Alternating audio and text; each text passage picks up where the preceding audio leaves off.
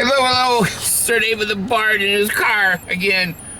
In his car. Anyway, Sir David the Bard coming to you here from Kangaroo City down here in Australia. Yeah, I'm still alive and very well.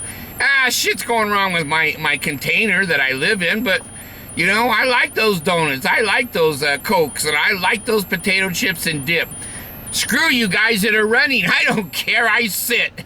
And yes, I'll die 5 or 6 years earlier, but who wants to stay here in this earth for 5 or 6 extra years? There's got to be some mental gymnastics and mental illness there. Anyway, I've been thinking, and this video is going to be a piece. You know, Einstein had the theory of relativity, and I'm going to give you my theory of relativity. Relativity. Where did we come from? Why are we here? And where are we going? Now, I don't purport to know all that. I certainly don't. But here's what I do know.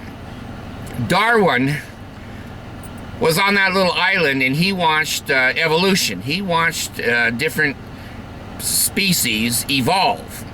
Now, because we're living in such a time period that we're only living a short 80, 90, 100 years of our life, we don't see a lot of evolution. You put 1,000,000 years in there, you put 10 million or 1,000,000,000 years, you're going to see a lot of evolution. You all know I'm an atheist. I don't believe there's a God or Jesus or Muhammad or Gandhi or Humdi or Nifi, you know, all these things that people have made up to make themselves feel better, I don't believe in. Here's what I think I see. When you take a look at coal, what is coal? Coal was living plants, grass, people, dinosaurs that died and eventually turned into coal, which we certainly now use for energy all over the world. So the living things have a tendency, of course, to die. And when they die, they change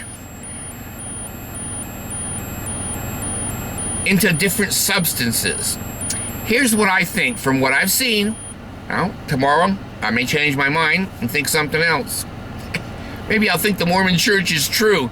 Then gag me, put handcuffs on me, drag me away so I don't get rebaptized a third time. 2 times was enough for me. I think what happens is there's some kind of a soup or some kind of a spiritual, it's the only word that I can use because that's the only word I know right now. I think when we die, our bodies go into the ground and they make other things live.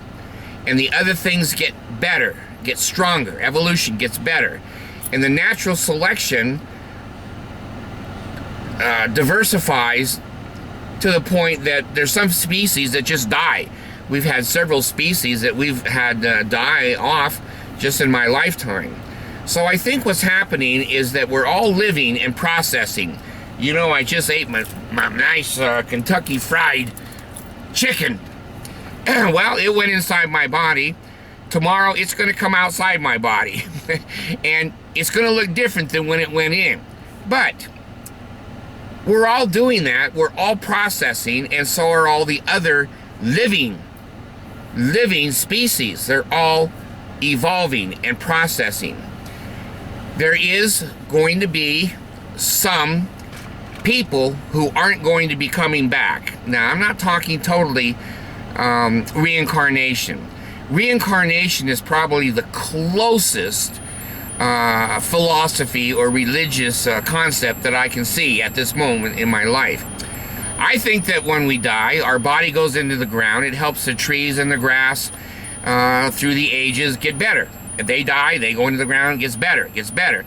The evolution is the survival of the strongest and the best. I think our spirits do the same thing. Now, I don't like the word spirits, but I've been trained a Mormon. I don't have other words for a spiritual body or a psychic or whatever you want to call it. But I think our spirit does the same thing. I think it falls into a huge quandrum of spirit matter. And some of that spirit matter is better than other parts of the spirit matter. And is this unbelievable? Unbelievable. Hello?